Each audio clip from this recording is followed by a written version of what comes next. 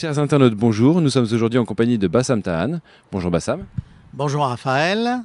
Alors, nous sommes venus aujourd'hui à ta rencontre pour parler de la Syrie et notamment de la position française et de la position américaine face au conflit.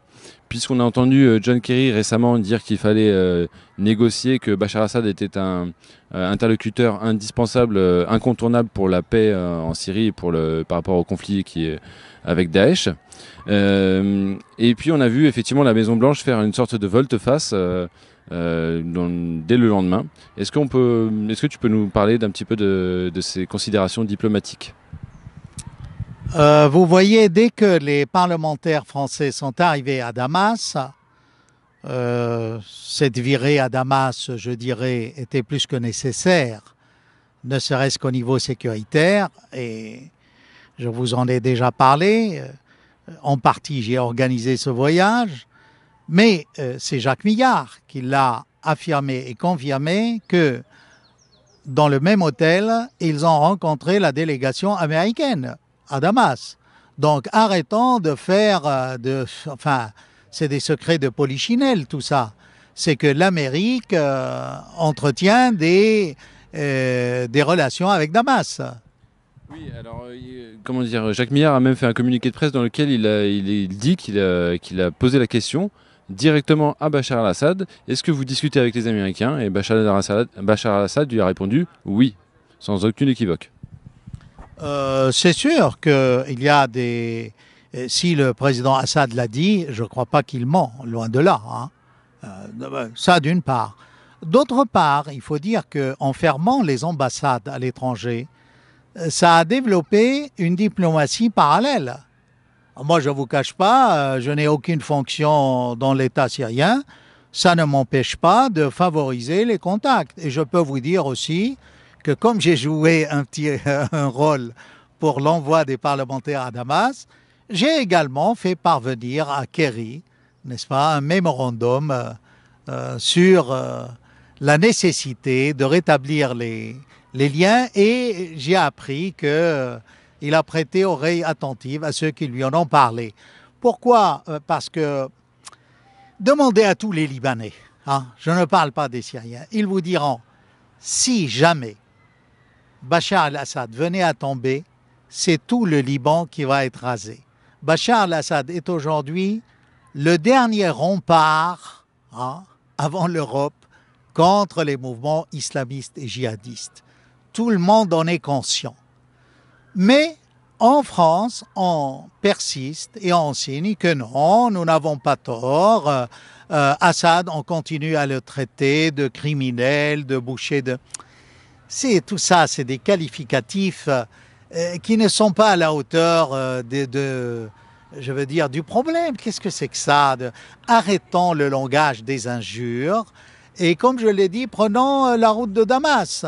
Alors maintenant, avant que Kerry ne fasse cette déclaration, il y a eu la déclaration du directeur de la CIA qui a dit qu'il était également ultra nécessaire, si je puis dire, de rétablir les contacts. On ne peut pas contourner Assad pour trouver une solution politique au Proche-Orient. Alors on nous dit oui, mais Genève 1, on a dit que Assad, il fallait qu'il parte. Mais c'est pas vrai.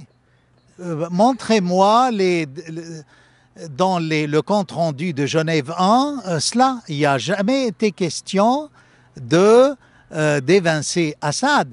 Il y a juste une seule lecture qui était la lecture singulière, évidemment, de notre ministre des Affaires étrangères, M. Fabius, qui avait simplement compris cela. Mais ce n'est pas dans le texte. Donc, il faut arrêter de persister dans l'erreur. Ça ne sert à rien. D'autant plus qu'on met en danger la sécurité de notre pays, la France. Non seulement la France, mais toute l'Europe. S'il n'y a pas de lien rétabli avec la Syrie, on va avoir les faux passeports. Tout le monde aujourd'hui en parle, ça éclabousse toute la coalition, tous les membres, toutes les instances de soi-disant cette opposition modérée sont éclaboussées par l'affaire des faux passeports. qui met en danger l'Europe, hein, d'une part. D'autre part, donc, Kerry, je suis sûr qu'il s'est fondé également sur les rapports de la CIA et la déclaration du directeur de la CIA. Il a, suite à sa tournée, je dirais, à ses contacts avec Sisi à Sharm el-Sheikh, parce qu'aujourd'hui, nous sommes des amis de l'Égypte. Nous vendons à l'Égypte des Rafales. Vous vous souvenez, j'avais suggéré cela il y a 1 an et demi, qu'il fallait vendre les Rafales à l'Égypte. Mais en même temps, il ne faut pas oublier que les deux, aujourd'hui, au Proche-Orient, qui se battent contre les djihadistes, c'est Assad en Syrie et Sisi en Égypte. Donc, je crois que dans les négociations confidentielles entre Kerry et Sisi, on a sans doute posé le problème du rétablissement des relations avec la Syrie et que Assad était vraiment un personnage incontournable pour trouver une solution politique. Je me permets de réagir un petit peu par rapport à ce que vous venez de dire. Mettre Sisi et Assad sur le même plan, personnellement, je le ferais peut-être pas dans le sens où, comment dire, l'opposition islamiste en Égypte était quand même beaucoup plus pacifique, et Sisi a réprimé quand même cette opposition dans le sang, d'une manière très violente. Il ne me semble pas que ça s'est passé exactement de la même manière en Syrie. Oui, vous avez peut-être raison, mais il ne faut pas oublier quelques incidents très graves. Par exemple, quand le président frère musulman, qui a précédé Sisi, avait appelé au djihad contre les Syriens et contre les chiites. Résultat, le lendemain, le chef de la communauté chiite au Caire a été lynché avec son frère. Et ça n'a pas été condamné par le président frère musulman. Voyez-vous, les chrétiens syriens qui ont été égorgés à Alexandrie à l'époque des frères musulmans, ça non plus, on n'en a pas parlé. Et même les médias français n'en soufflent les mots. On voit à quel point nos médias nous racontent n'importe quoi et falsifient. D'ailleurs, vous voyez, la déclaration de Kerry a été traitée selon la ligne rédactionnelle de chaque journal. Alors, certains vous ont dit « Ah non, mais Kerry n'a pas dit qu'il fallait négocier avec Assad. » Mais avec des gens proches d'Assad, avec le régime d'Assad, entre guillemets. D'autres, alors on dit « Non, c'était clair, avec Assad. » Donc vous voyez que... C'est une sorte d'exégèse.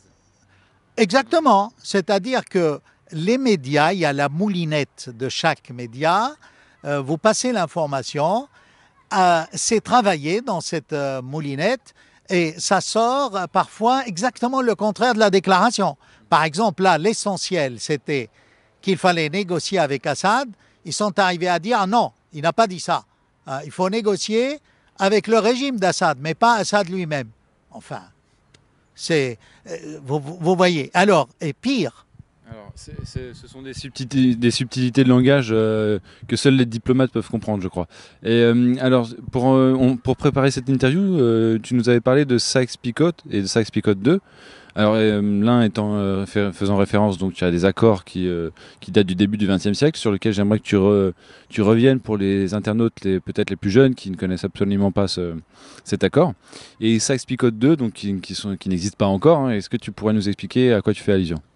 Alors, avant de passer au problème de Sykes-Picot, permets-moi de faire une mise au point des déclarations de Fabius concernant, n'est-ce pas, la déclaration de Kerry sur Assad. Alors, Fabius s'est entremêlé les pinceaux et s'est fourvoyé complètement en disant, alors c'était ridicule même, en disant que si on négociait avec Assad et si on composait avec Assad, on poussait des millions de l'opposition avec Daesh.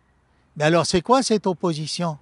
Il suffit de chercher à négocier avec un président légitime pour qu'il devienne djihadiste et islamiste. C'est quoi? Alors les amis, franchement, de la France, de cette opposition modérée, ne sont pas vraiment de vrais amis d'une part. Ils ne sont pas sérieux, ils sont islamistes. Il suffit de négocier pour qu'ils se transforment du jour au lendemain. Non, je crois que là, Fabius continue, il ne veut pas reconnaître son erreur et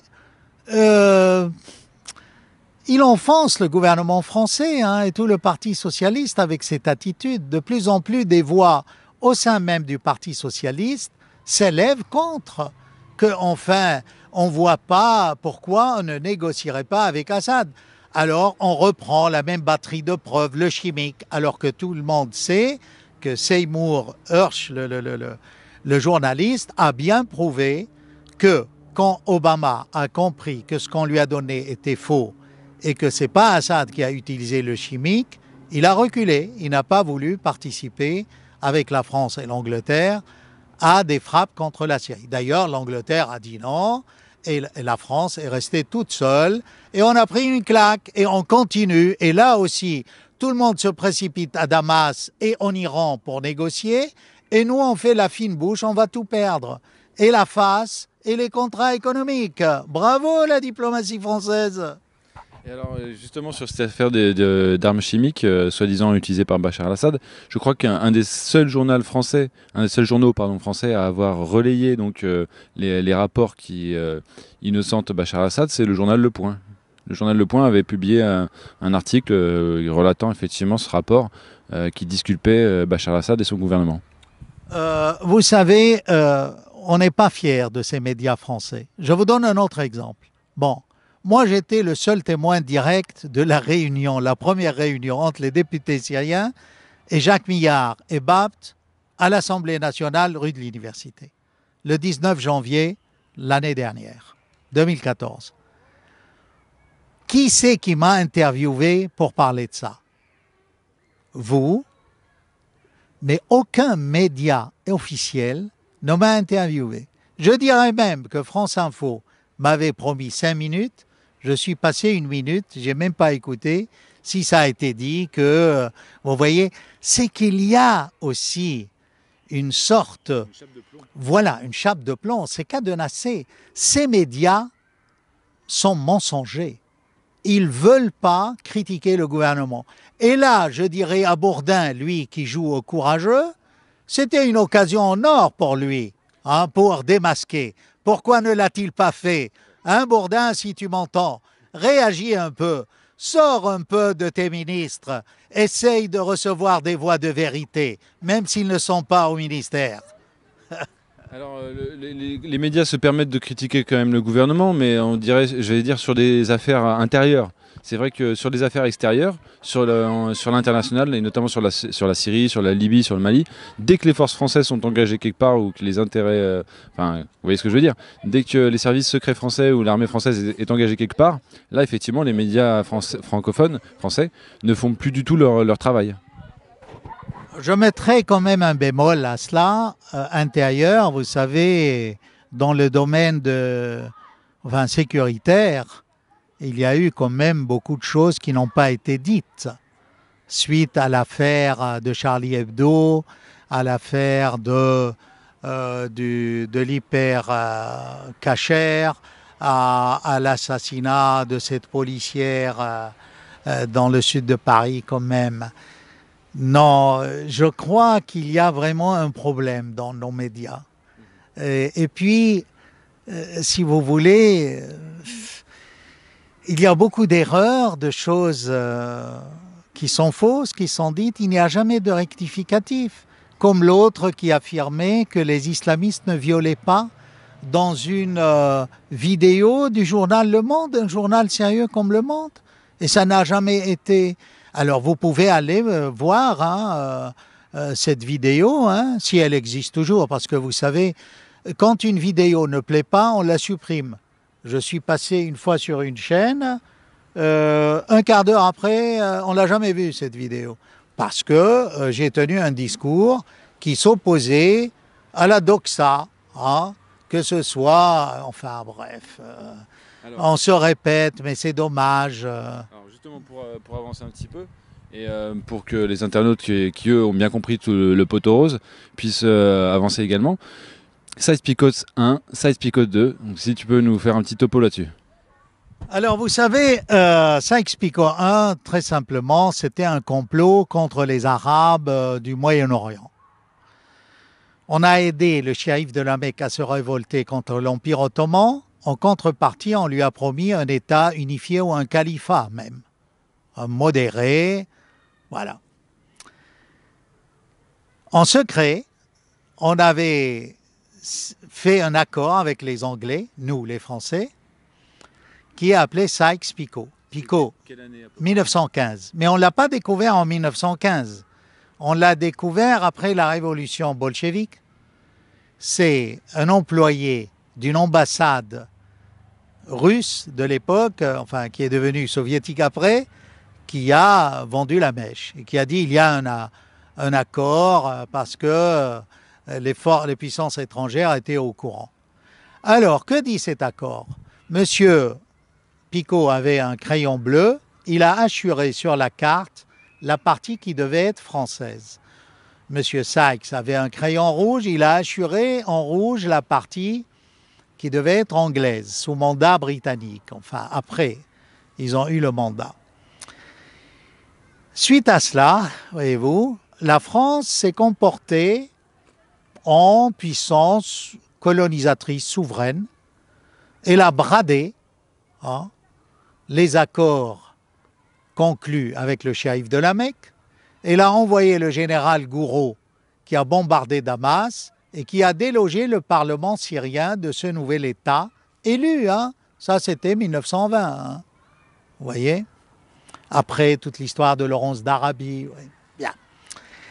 Alors, après, la France a cédé une grande partie de cette partie bleue à la Turquie. D'abord, parce que les frontières naturelles de la Syrie antique et historique allaient du mont du Taurus jusqu'à la Syrie actuelle, c'est-à-dire les grands châteaux d'eau qui pouvaient donner à la Syrie, n'est-ce pas, une grande puissance agroalimentaire et autres, elle a été donnée à la Turquie.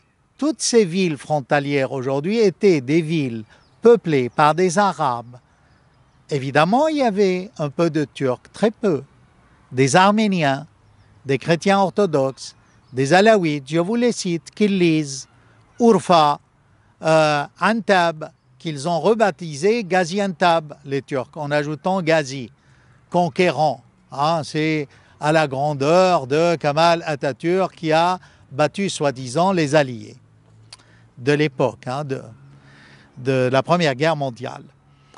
Après cela, la veille, donc, toujours dans Sykes-Picot, la France, dans sa partie bleue, avait Mossoul. Or, Mossoul était pleine de pétrole, la région de Mossoul. Ils ont cédé ça aux Anglais et ils ont permis aux descendants du shérif de la Mecque, qui est devenu roi d'Irak, de massacrer les chrétiens assyriens de Mossoul. Parce que dans les accords de Sèvres, il y avait un État pour les Arméniens, un État pour les Kurdes et même un État pour les chrétiens. Donc, on a laissé les Hachémites, qui ont hérité de l'Irak par l'Angleterre et la France, massacrer les chrétiens. Ça, on l'oublie aussi. Bref, ce premier Sykes-Picot ne se termine pas dans les années 20. En 1938, à la veille de la Deuxième Guerre mondiale, la France passe la capitale de tout le christianisme oriental, Antioche. Tous les patriarches de l'Église orientale sont d'abord patriarches d'Antioche et de tout l'Orient. D'Antioche, d'Alexandrie, de Jérusalem et de tout l'Orient. Voyez-vous? Ils ont donné, et après ils viennent dire qu'ils défendent les minorités. François Ier a défendu les minorités, oui, mais les François des républiques qui lui ont succédé n'ont pas été à la hauteur de ce grand monarque français qui a obtenu les capitulations de l'Empire ottoman. C'est honteux. Ça, c'est Sykes-Picot 1, je dirais. Sykes-Picot 2, aujourd'hui, c'est quoi? Si on considère que Sykes-Picot était un complot et une trahison des Arabes et des musulmans du Moyen-Orient, ce qui est en train de se jouer sous nos yeux, c'est acte 2, Sykes-Picot 2. Mais vous ajoutez à cela les Américains. Les Anglais, les Français, les Américains. Et qu'est-ce qu'ils font? hein, ils aident Daesh dans l'espoir de créer un État sunnite. Hein. Pour le moment, ils l'utilisent comme carte de pression contre l'Iran et les pays du Golfe et leurs alliés pour vendre des armes et autres. Peut-être après, ils vont décapiter Daesh et dire, voilà, il y a un pays sunnite qui regroupe une partie de l'Irak, de la Syrie. Hein, et pourquoi ne pas le rattacher à la Jordanie? Le roi jordanien est descendant du prophète et il a signé la paix avec Israël. Comme ça, il n'y aura plus aucun pays en guerre avec Israël. Voyez? C'est peut-être, alors d'où je tiens ça, les analyses s'entrecoupent dans les instituts de recherche américains, ou américaines de recherche, qui conseillent l'administration américaine. Mais je crois que ça aussi, c'est voué à l'échec.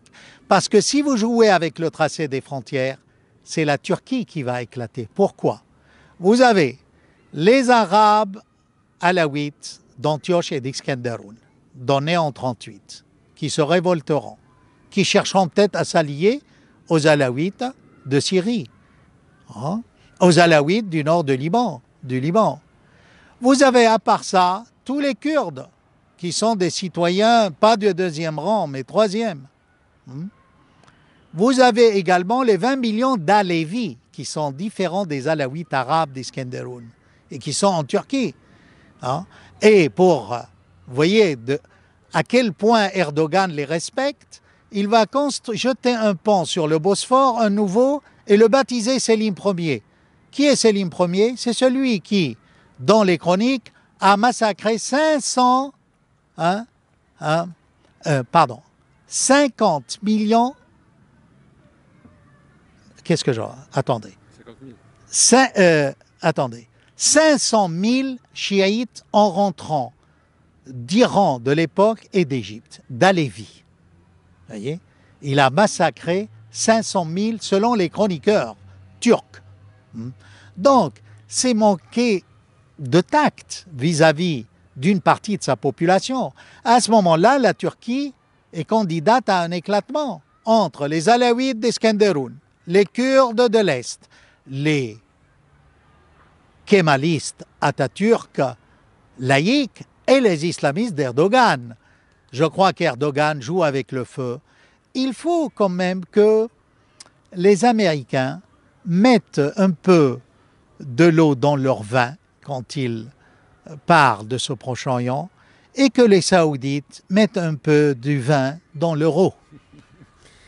Alors, est-ce que si j'ai bien compris que ça picote 2, ça avait quand même bien à voir aussi avec ce qu'on appelle le remodelage du Grand Moyen-Orient.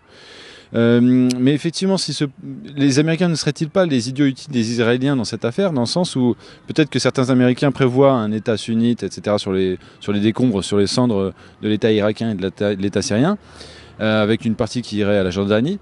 Mais est-ce que finalement, quand on voit le plan de conquête de Daesh, est-ce que ça ne correspond pas dans une très large mesure à la carte du mythique Eretz Israël, c'est-à-dire une fois que le Daesh aura atteint son apogée au niveau conquête territoriale, s'ils font ce qui est prévu qu'ils fassent, c'est-à-dire nettoyage ethnique, Israël aura beau jeu de se présenter en tant que shérif et de reconquérir tout le territoire et par la politique du fait accompli, d'avoir agrandi considérablement son territoire. Est-ce que vous pensez que c'est une théorie qui est possible, probable, ou vous pensez que c'est un peu farfelu? Non, Israël a toujours cherché l'expansion, c'est connu. Ceci dit, tous les Israéliens ne sont pas pour cette expansion.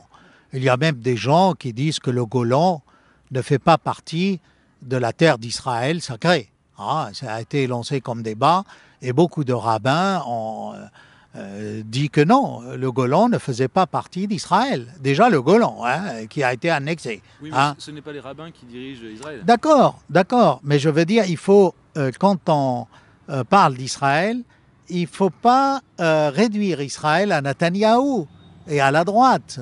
Moi, j'ai grand espoir que la gauche passe et qu'il y ait un changement.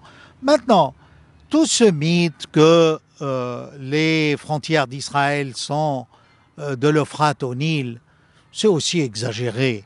Et vous savez, si déjà les Israéliens ont du mal à gérer les Arabes israéliens de 48, n'est-ce pas? Les Palestiniens en face.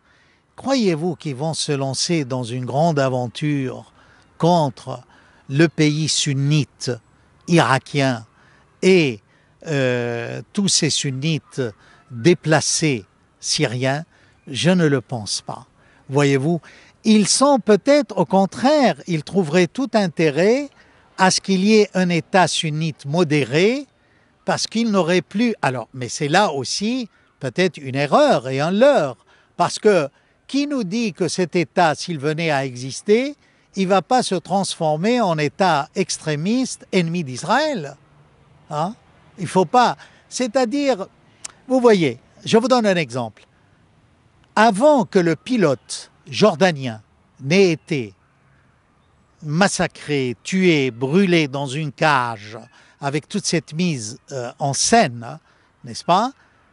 Plus de 50% de la population jordanienne s'opposait au roi, s'opposait à l'intervention de la Jordanie avec les forces de la coalition pour bombarder Daesh.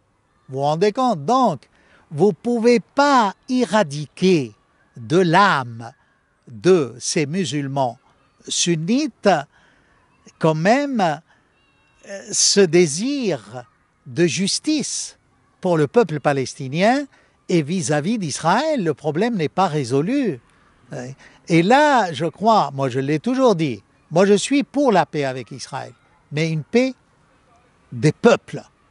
Hein, qu'il y ait vraiment que les Juifs arabes d'Israël puissent circuler librement dans le monde arabe.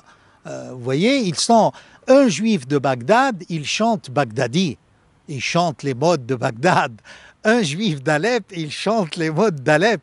Un Juif de Téhéran, hein, il peut rentrer en Téhéran et chanter avec Shajarian. Qu'est-ce que vous voulez que je vous dise? Non, malheureusement, on s'est trop mêlé à cette histoire. Trop de puissances étrangères ont voulu exploiter ce problème israélo-palestinien. Mais moi, je crois qu'avec le temps, j'espère que les pays du Golfe vont connaître un vrai printemps arabe, parce que pour moi, le vrai mal arabe n'est pas en Syrie, n'est pas en Irak. Il est dans les pays les bailleurs de fonds de Daesh, d'Al-Qaïda, de Ben Laden, des frères musulmans en Égypte. Prenez le monde chiite, puisqu'on en parle. Dans le monde chiite aujourd'hui, il n'y a pas de problème, je suis désolé. Il n'y a pas de problème, au contraire, le monde chiite affirme son existence. Tenez, les chiites du Yémen, vous allez voir d'ici quelque temps, ils vont menacer le royaume saoudite, c'est clair. Prenez le monde sunnite entre les frères musulmans, les wahhabites du royaume saoudite, les adeptes de Ben Laden, Al-Qaïda et ses ramifications, le Boko Haram en Afrique. Il y a un vrai problème dans ce monde sunnite et on se demande où sont les vrais sunnites? Pourquoi ils n'ont pas voix au chapitre? Nous avons besoin d'un sunnisme fort et qui puisse dialoguer avec ce monde chiite et qui affirme son existence sans les armées américaines, sans l'aide israélienne. Vous voyez? C'est ça qu'on déplore et qu'on regrette. Vivement que les sunnites de France, de partout, prennent conscience qui sont leurs vrais amis et qui sont leurs vrais ennemis. Je ne pense pas que les pays du Golfe aujourd'hui soient vraiment les amis des musulmans sunnites. Oui, tu as parlé de beaucoup de paix au Proche-Orient, notamment pour la Palestine. C'est vrai que c'est un conflit, une plaie béante pour beaucoup de musulmans de par le monde. Et de toute façon, il n'y aura pas de paix sans justice. C'est pour ça qu'effectivement, aucune solution durable et pérenne ne pourra survenir sans un minimum de justice.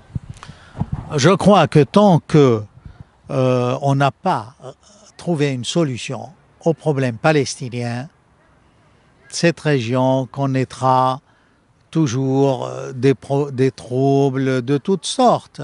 Et là, je crois que c'est pas fini. La crise qui traverse le monde arabo-musulman ne va que s'amplifier malheureusement. Il n'est pas dit que Sisi, par exemple, va pouvoir dominer la situation en Égypte avec toutes les manigances contre lui. On essaye de faire que l'Égypte devienne un pays détruit comme la Syrie, malheureusement. Très bien. Eh bien, merci beaucoup pour ces explications, Bassam Tahan, et je te dis à bientôt. Merci au Cercle des volontaires qui anticipent toujours sur les événements.